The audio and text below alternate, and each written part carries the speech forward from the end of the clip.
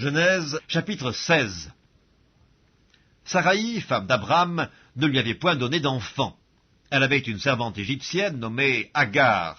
Et Saraï dit à Abram, « Voici, l'Éternel m'a rendu stérile, viens, je te prie, vers ma servante, peut-être aurai-je par elle des enfants. » Abram écouta la voix de Saraï.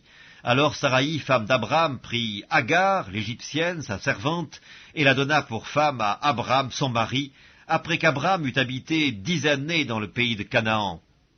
Il alla vers Agar, et elle devint enceinte.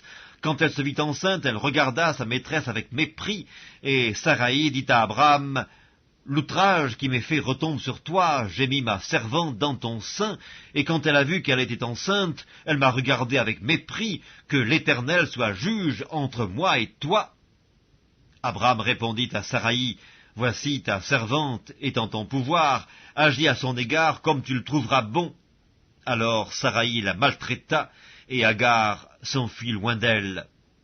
L'ange de l'Éternel la trouva près d'une source d'eau dans le désert, près de la source qui est sur le chemin de Chour.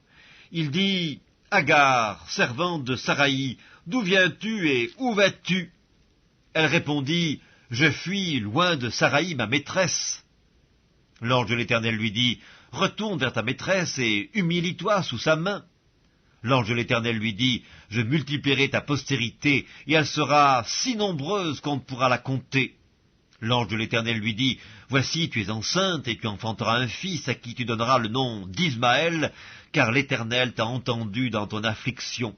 Il sera comme un âne sauvage, sa main sera contre tous, et la main de tous sera contre lui, et il habitera en face de tous ses frères. » Elle appela Ata El-Roi, le nom de l'Éternel qui lui avait parlé, car elle dit, « Ai-je rien vu ici après qu'il m'a vu ?»